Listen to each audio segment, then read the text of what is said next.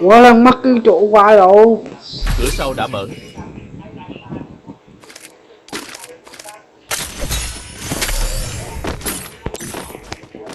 Biết nó cầm được. Là được chưa?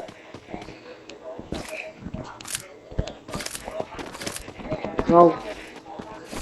Tầng hình phải đi so so rồi hái. Đi so so. Giờ thì vào chế độ tàng hình thôi.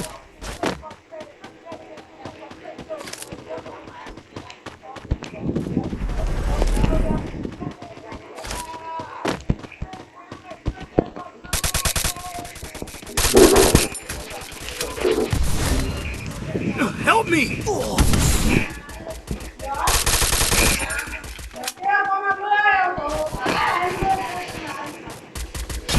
First blood.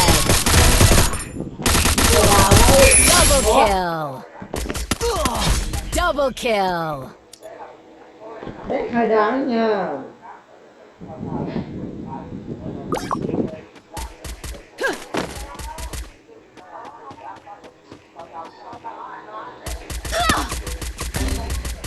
Help me! Triple kill.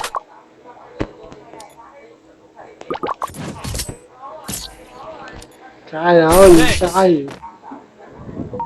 Cửa sau đã mở.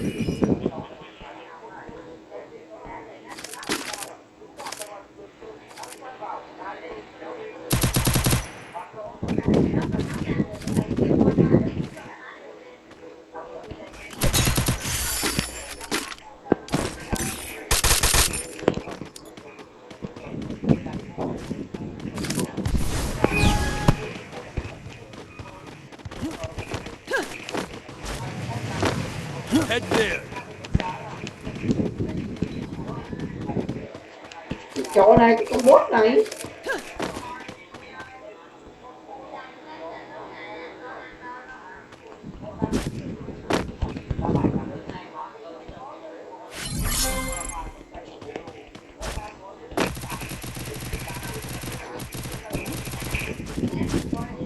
Giờ thì vào chế độ tàng hình thôi.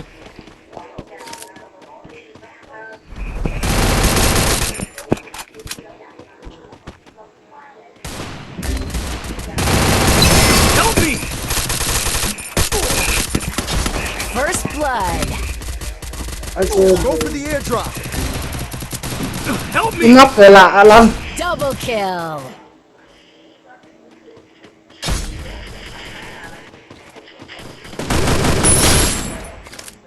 Hai con gái này. Vô. Double kill.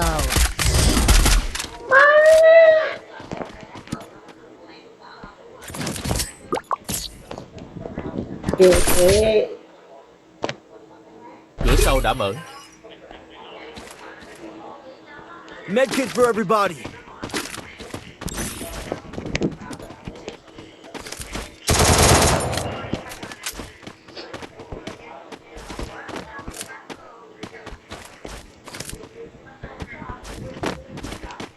Nhiều câu nhé.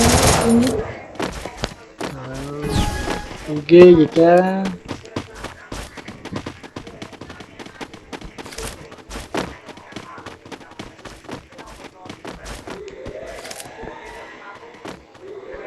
Từ từ bé chết thôi. Giờ thì vào chế độ tàng hình thôi. I placed the super bonfire. Help me!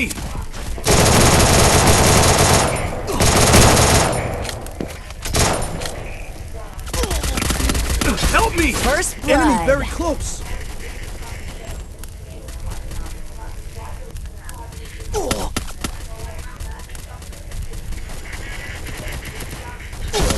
Double kill. Cái gì vậy cỡ? Quét cái gì đó? Cái đồ gì vậy?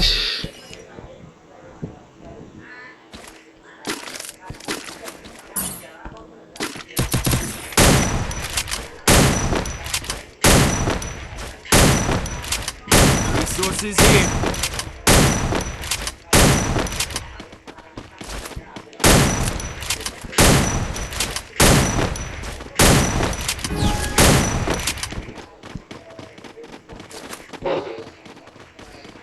Giờ thì vào chế độ tàng hình thôi. Head there.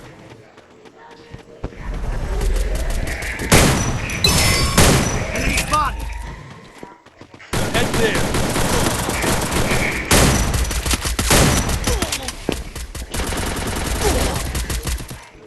Enemy very close. First blood. Trời. Head there. Help me.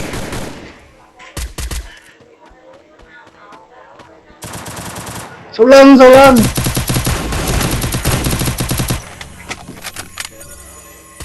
Thanks. Double kill.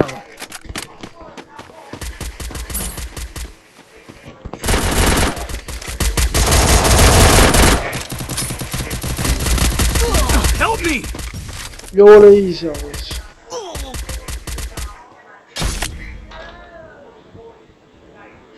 Double kill.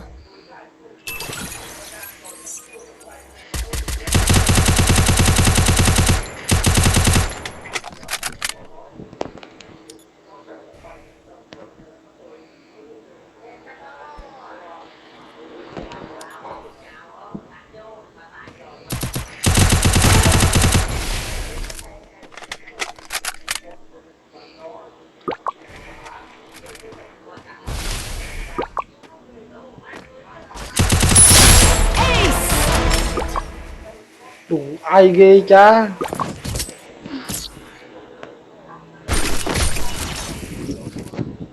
Cửa sau đã mở.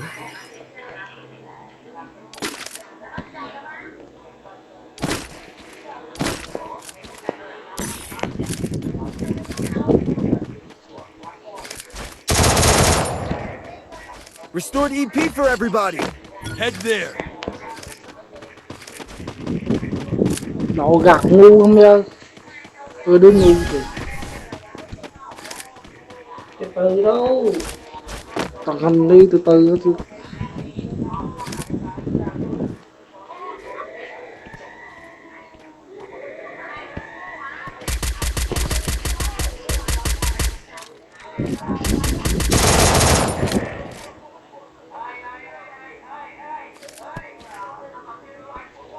Giờ thì vào chế độ tàng hình thôi.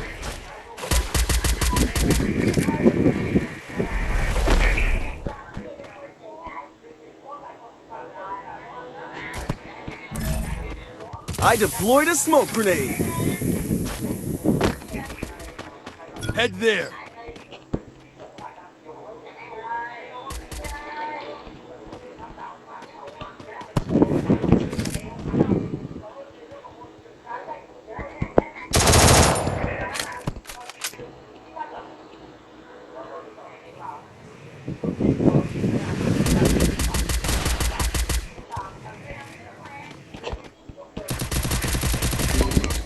Help me! Go, go, go! First blood.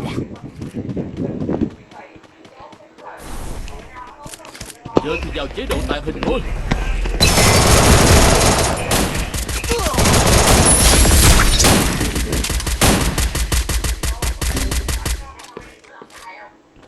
Enemy very close. Lại đi. Lại lên.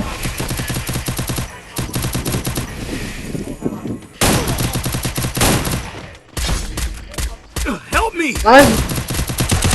Triple kill. Mày nghĩ thế này chết chân gì? Thất vọng quá.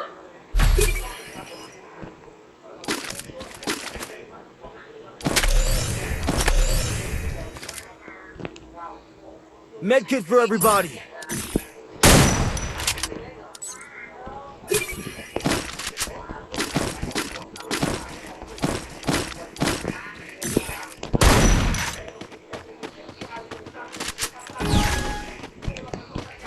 Giờ thì vào chế độ tàng hình thôi.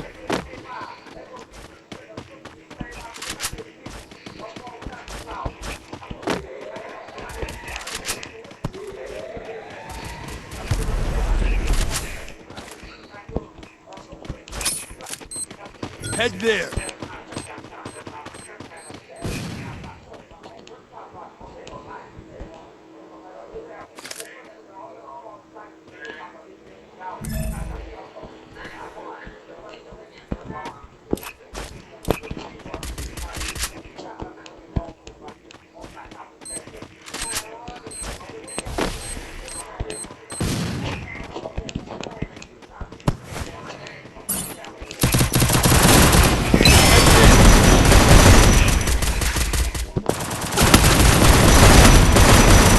Giờ thì vào chế độ tàng hình thôi.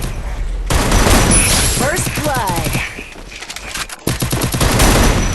Head there. Double kill. Triple kill. Nhanh đi ba. Giấu mặt cái tao không mày đi. Ừ.